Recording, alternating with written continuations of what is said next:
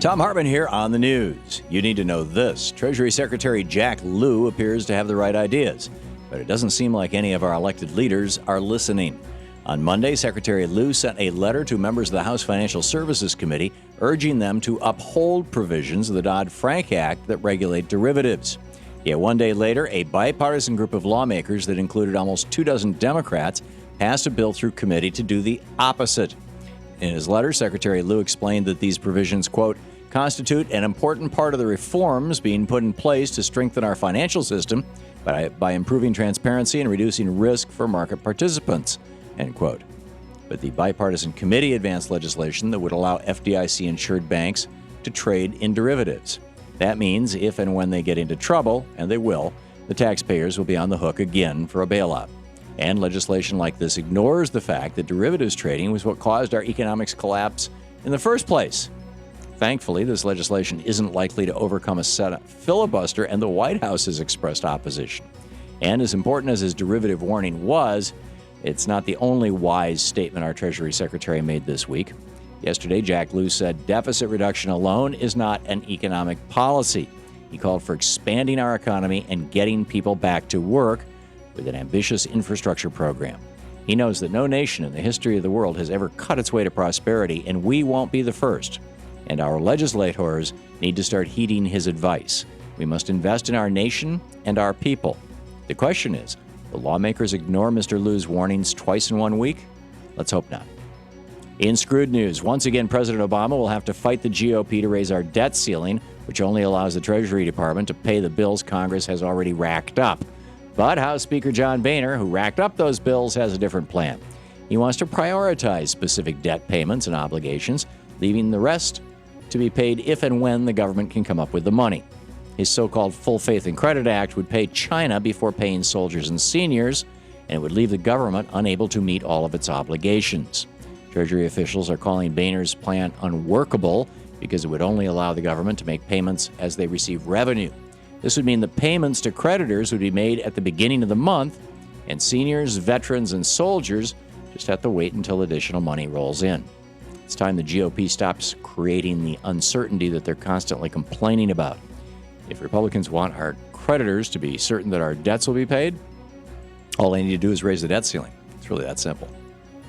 In the best of the rest of the news, 11 states have affirmed that gay rights are civil rights. Yesterday, after a lengthy debate, the Delaware State Senate voted to legalize same-sex marriage, and Governor Jack Markell signed the bill into law. According to that bill, same-sex Delaware couples will be able to marry as of July 1st, and existing civil unions will be converted into marriages. After the final vote, Governor Markell said, "I think this is the right thing for Delaware," as gay rights activists and supporters burst into cheers in the Senate chamber. This is the second state to legalize gay marriage since the Supreme Court heard the landmark Prop 8 and DOMA cases, and it shows that the tide is turning in our nation.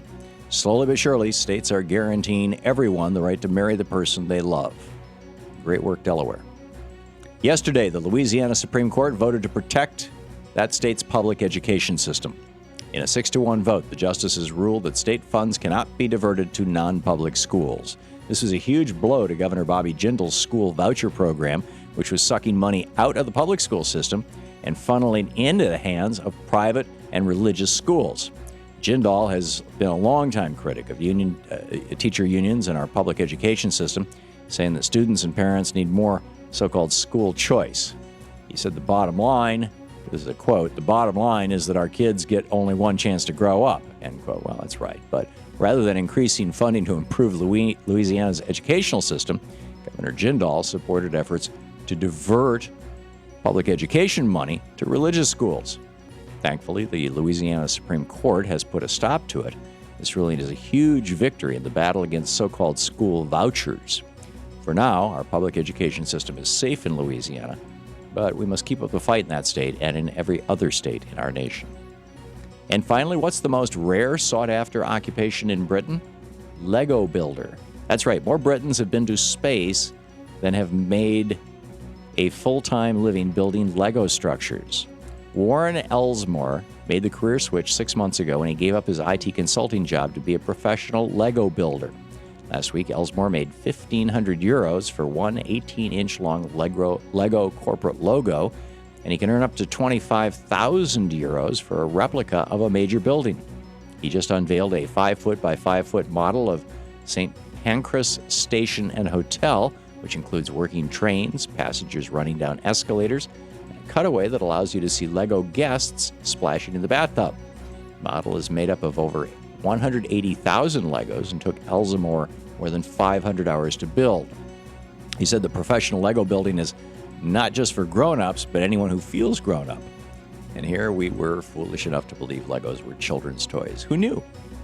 And that's the way it is today, Wednesday, May 8th, 2013. I'm Thom Hartmann on the news.